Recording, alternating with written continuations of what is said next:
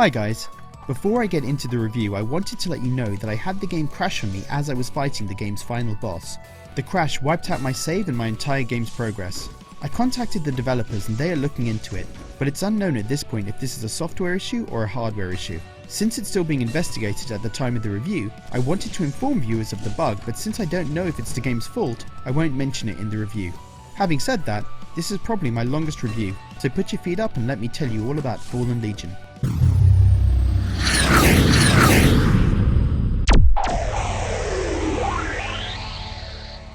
I played Fallen Legion back in 2016 at PSX and I really enjoyed it.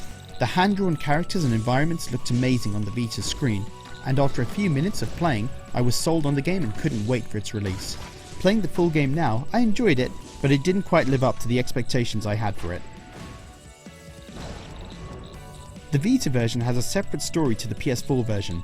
In the Vita version, Fallen Legion Flames of Rebellion, you follow the story of Legatus Leinder, hero of the Phenumian Empire and general of the Emperor's armies. When the Emperor dies, his daughter Cecile intends to take his place, but Leinder learns that she has fallen under the influence of an evil magical book named Grimoire that consumes the souls of innocents. Leinder decides that he should become the new Emperor and he races to beat the princess before she arrives at the capital and claims the throne. Leinder tried to attack the book but only cut away a few pages. He used the magic from the pages to summon dead legendary warriors to fight for him, his Fallen Legion. The setup of the story had me interested in the game from the start. You had a hero on a righteous quest to save the land from an evil book, but as the game progressed the journey took its toll on Leinder and he became more and more evil over time, pushing his men to breaking point, turning on allies and taking food from villagers with the assumption that the end justifies the mean. Now, in theory, the idea of playing a game where a good man gets corrupted by his hunger for power and turns on his allies as he becomes more and more paranoid is a solid premise, but the problem with Fallen Legion is that the actions of Leinder were erratic at times, and there wasn't a decent payoff to his story. It didn't make much sense that any soldier would want to follow a general that would sacrifice them without a care or thought.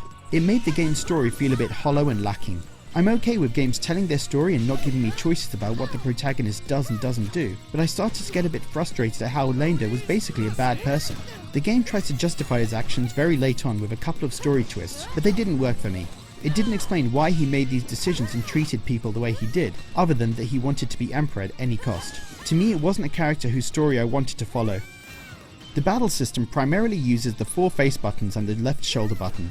You take 3 warriors into each stage as well as Leinder.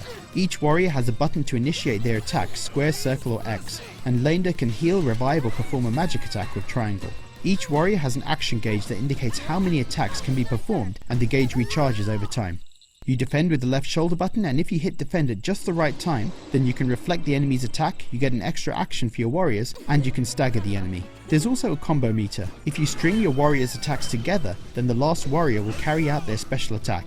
Enemies can interrupt your combo if they land a successful attack, but if you perform a perfect block and avoid damage, then your combo continues. The battle system is pretty smart and unique. It seems simple when you start playing, but balancing the number of actions for each warrior, paying attention to blocking, and choosing the right moment to heal can really keep you on your toes. However, I found as I kept playing it was difficult to keep track of everything on the screen, and blocking was the most important element to concentrate on. So I ended up just tapping the attack buttons at random in the hope of achieving a combo, and focusing instead on blocking any attacks from the enemy. I also encountered a lot of slowdown and split-second pauses during battles when enemies were attacking at the same time as me. This became a pretty big problem at times because it resulted in me mistiming my blocks. The best tactic I found was waiting to let the enemy attack, block and then launch my combo. Special attacks can be upgraded, so when I wanted to upgrade a warrior's special attack I would aim to end the combo with them. But other than that I just found hitting the buttons at random to be effective as long as I made sure to block at the right time. This may not sound like a good thing to be button mashing your way through battles, but I did still enjoy the fights, and I found myself quite addicted to the game. When I started playing Fallen Legion I found it quite difficult. The first boss of the game gave me a lot of trouble, but once the controls clicked and I settled into my block and button mash approach to the game, I found it pretty manageable. I died a few times at bosses, but generally I got through the game without too much trouble. I found I was taking more damage with some of the non-boss enemies when there were multiple enemies on screen. It was hard to keep track of all of them to block all the attacks, especially when the slowdown occurred during hectic battles, and my combo gauge kept getting interrupted. During stages you can make decisions that the developer has said will permanently affect the world. The decisions can include how to deal with hunger in the army or how to punish a treacherous general. The problem with this aspect is that the game doesn't give you enough information to know the impact of your decision. There is a morale bar and that's it. Also, I didn't notice any major impact to the game of the morale changing. The best way to explain my frustration with this aspect of the game is a couple of examples. Early on, I made the decision to buy extra food for my troops and morale went up. When I made a similar decision later on, the game told me I was spending too much money and morale went down. Later, I sent some bandits to prison. Morale up. Similar decision later on and morale went down because prisons were full. The game doesn't give you any stats to track to know how much money you have or how full prisons are, so I didn't know what impact my decisions would really have. I later took a bribe and then fed my soldiers again, and I had no indication of whether that was good or bad for morale. When you make one of these decisions, there will be a reward associated with it, or an upgrade to one of your units, but you don't have stats for your warriors either, so it's hard to tell how big a difference the upgrade makes. It's also not clear if the upgrades are permanent or they're just valid for the rest of the level. The warrior stats are represented by a hexagon grid, but having numbers available would have been more useful in managing your troops. The idea that these quick decisions can have a permanent impact on the world is an interesting one, but it wasn't executed well enough to truly make it matter in this game. I feel like the developers wanted a streamlined system, but the result of this is the lack of context and impact for the decisions that you make. I also want to add that load times when you start a new stage take 30 to 60 seconds. This did get a bit frustrating over time.